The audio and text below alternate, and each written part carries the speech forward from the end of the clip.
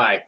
On this episode of the Captain's Log, I'm going to depart a little bit from my usual format of the show.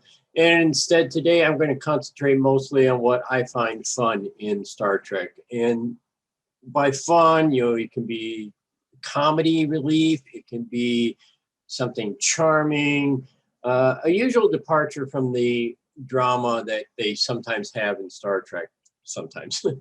Well, anyway, the first episode that comes to mind is from the original series, and it's called I, Mud. And that's the one where Kirk and crew went down to this planet and come to find out Harry Mudd had taken over the planet, and there was a lot of androids. In fact, the whole population, except for Harry, was android. And they were all the androids followed this one android called Norman 1. And there's different series that were identical twins and stuff like that, but the androids were entirely logical.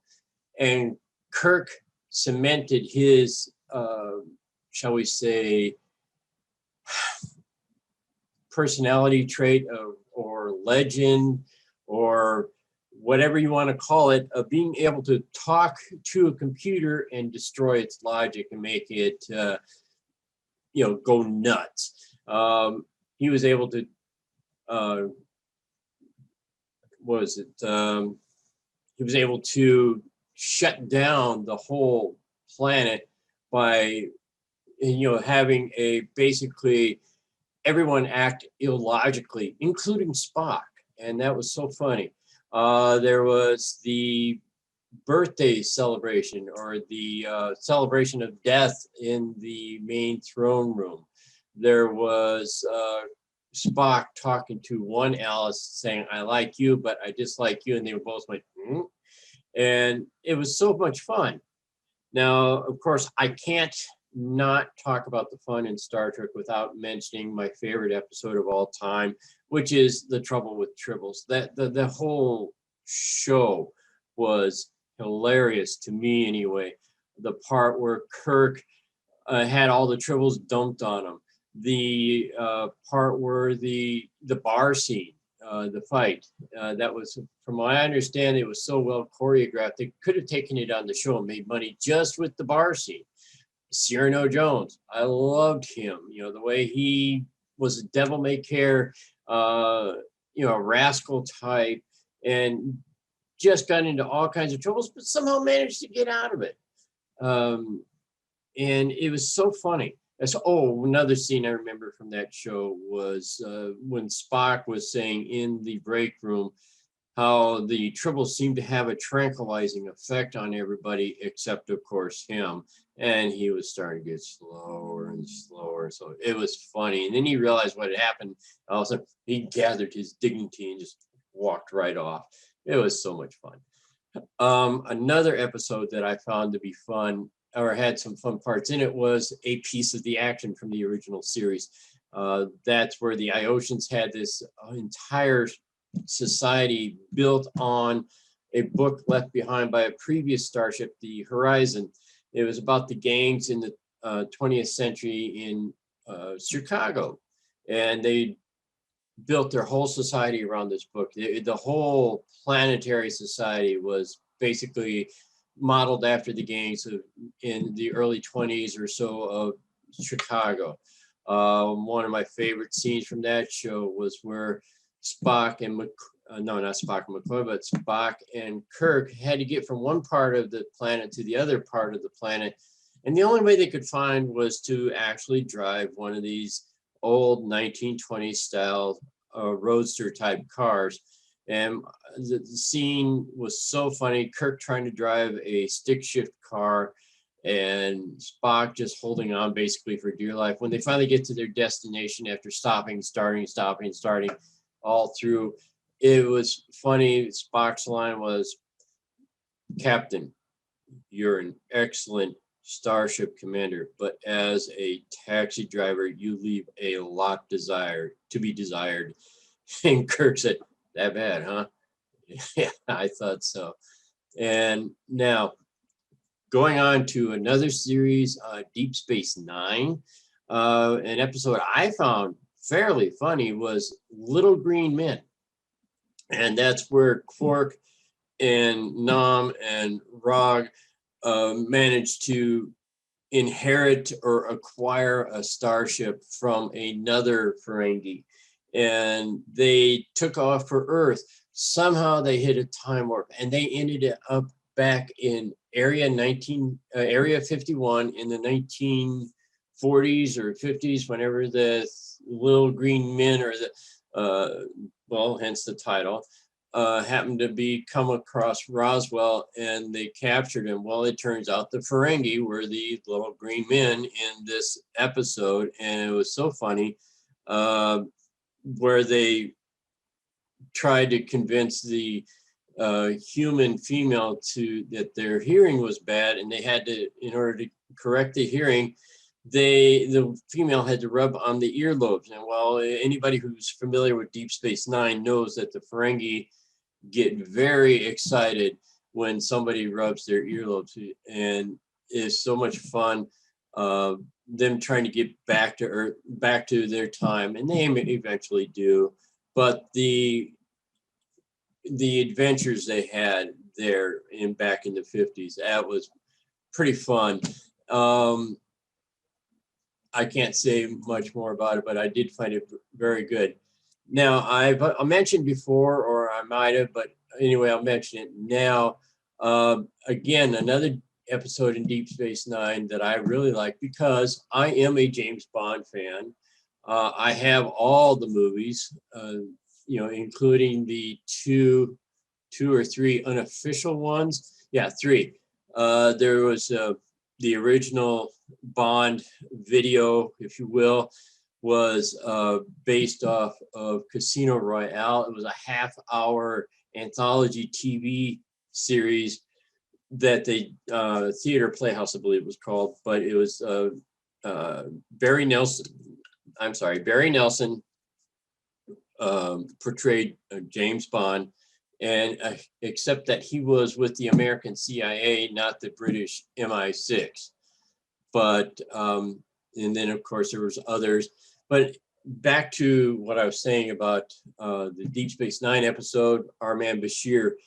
It was basically Dr. Bashir and Garrick were in the holodeck, and they were going through a program where Bashir was a fan of the spy thriller novels. And this ends up to be like a 1960s James Bond film type thing, like Sean Connery used to play. And now what happened was the others were beaming back to the ship or back to the station, and due to some computer mess up or whatever, they didn't complete their transport, but their data had to be stored in another part of the computer system. And the only part of the computer system that could possibly store that kind of information was the holodecks, apparently. So they had to insert the other people into Bashir's Bond fantasy, and they had to keep it going until they could fix the problem, which meant what was it? Cisco ended up as a Dr. No kind of character. And it was fun watching the actors play different parts than what they were normally playing. And I found it a lot of fun because, like I said, I'm a James Bond fan. Let's see. Now, also on the other end was, Odo and Rom and Quark. They tried to fix everything. They're on the other side trying to fix everything. And it's just funny the way they finally overcome the problem and the hijinks, the adventures that they go on. Because of that, caused it to be pretty much fun for me. Now, the next one I want to talk about, of course, is another Deep Space Nine episode, and it's like the sequel. It was a tribute to Star Trek's anniversary that year. They did a sequel to the Trouble with Tribbles episode, and I found it fascinating that they were able to use original footage from the original show and digitally insert the Deep Space Nine characters into the original footage and seemingly interact with the original actors in their original roles. It was fun. And they also had the same kind of humor that the original episode had.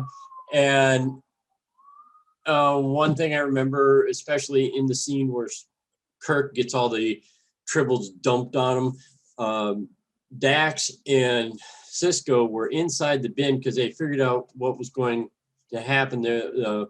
Arn Darvin, the original Klingon agent who was trying to sabotage in the original series episode, makes a return, the actor and everything, and he actually poisons he plants a bomb in one of the tribbles as a poetic justice way of killing Kirk, because Kirk was supposed to die from the bomb that was in the bin and after it got dumped on him. Well, the Deep Space Nine characters managed to fix that, but Dax, the point I'm getting to is Dax mentions how many tribbles there were in the bin. She mentions the exact same number that Spock had mentioned in the original series, but through the being able to time it, she said it just before they heard Spock on the other side of the bin wall mention it, and Dax and Cisco both looked at each other like, whatever. And they had the same kind of humor and things. And it was a lot of fun to watch it. And I loved it the way they did. I think they did a good job on it. And now the next thing I want to do, another Deep Space Nine episode that I liked was when Captain Cisco had this love of baseball. He just loved baseball. And I got the feeling that baseball hadn't been played for quite a while by the time Cisco got around to it. And he had managed to set up this game between him and a Vulcan crew, and they played it in the holodeck on Deep Space Nine. It was a lot of fun watching Cisco and the others manage to beat the Vulcans at that game, and the Vulcans were going by it very logically, and of course the humanoids, the non-Vulcans, managed to beat the Vulcans at the game and frustrate the Vulcans at the same time, and that was a lot of fun to watch. Next one I want to talk about is one of the movies, The Voyage Home. That had so much humor in it because Spock was recovering from his having returned from the dead, and recovering his thinking processes similar to what he had before. And when they were on Earth back in time, that's where they went back in order to get a couple of whales and bring back forward to stop the probe from destroying Earth. And Spock encountering 1980s Earth, especially San Francisco. I was stationed in the Navy near San Francisco, so I had a lot of fun watching that one. Originally, from what I understand, they were supposed to have had, they wanted to anyway, have Eddie Murphy be one of the main supporting characters in that movie and have him interact with Spock. I was just going, oh, you gotta be kidding me. That would have been so much fun to watch. So many scenes from that movie. Scotty trying to talk to a 1980s iMac or Mac computer. Another one of my favorite scenes from Star Trek IV, The Voyage Home, was, of course, the scene where Sulu, the ultimate pilot and stuff, got into a Huey chopper, and the joke was, if you're in an unfamiliar vehicle, you reach for a button and all of a sudden the windshield wipers go off. Well, of course, that's what happened with Sulu in that one. Another scene that I liked, also involving Sulu, of course, because when they went to go after the whales had been released, they took their bird of prey and they flew off across the ocean, and there were some whalers that were going to get George and Gracie.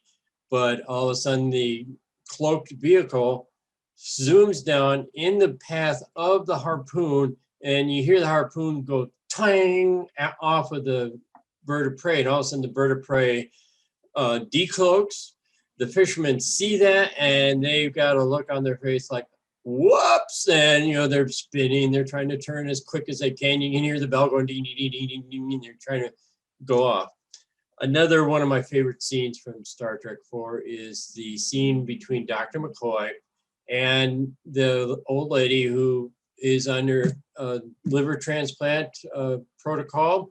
And he asked her what is wrong. He said, well, she's on dialysis or some type of thing. And he said something about barbarism. And he pulls a pill out of his doctor's bag and he gives it to her. And he says, here, take this and, call me in the morning or something like that. And then later on in the movie, she's going down the hallway. Doctor gave me a pill. I grew a new liver. And all the medical staff is like, what? All right. Another one of my favorite scenes from that movie, of course, was when, the infamous nuclear vessel scene. And what was so good about that one was the fact that the lady who talked to them at first was not even supposed to have been there or it had a speaking part or anything like that. She just ad-libbed it. And that her line was so perfect that the producers kept it in and became part of it. That's how she got a speaking role. Then, of course, right after that, they were talking to the police officer and he was just looking at him like, what? Kind of thing. So, and that's how I feel about, some of the fun that's in Star Trek. And there's many, many more examples that I can give, but again, I just don't have the time. All right, on this section, I'm going to show you some fan film humor that just goes to show that not all humor is found in the mainstream Star Trek, but also in the fan films. And I especially enjoy showing you these because I too have done many fan films and I have a special place in my heart for the people who do this. And this just goes to show you what you can use with little or no budget and or accomplish and just have some fun with this. All right. Program complete. Enter when ready.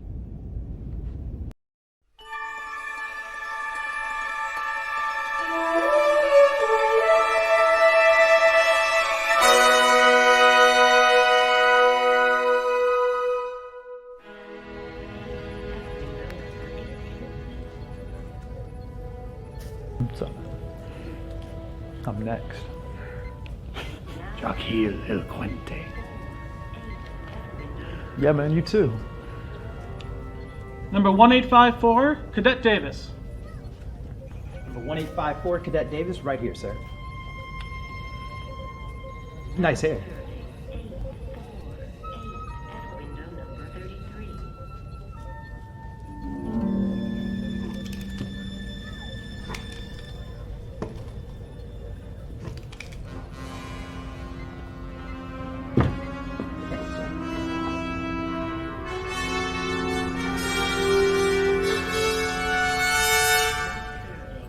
Sir, where exactly am I stationed? I was told I'd be in medical, which would entail a blue shirt. Your reference number is 1854. Correct, yes, sir.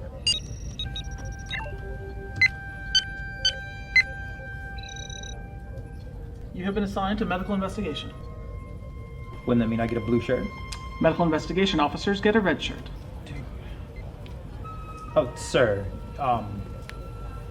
look, am I still gonna be working in the infirmary, or anywhere on the ship? Medical investigation occurs off ship. Is there kind of a thing with the red shirts? Like, isn't the red shirt kind of a death sentence? I do not understand. Like, let's say we're in the field and there's a guy with a gun, okay? The red shirt is usually the guy to get hit. It's rarely the blue or the yellow shirts. It's usually the red. I mean, come on, look at this thing. It's got bullet holes in it.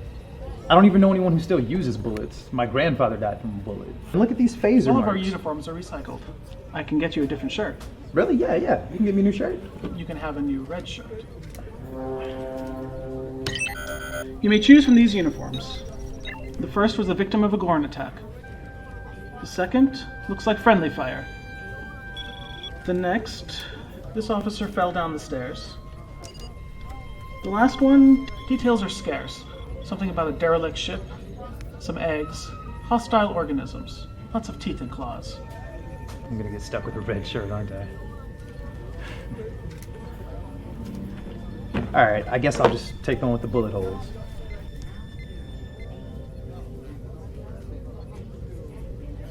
Sir, according to Starfleet guidelines, medical officers do wear blue uniforms. I'm aware of that, officer. He made a sarcastic comment about my hairstyle. Indeed.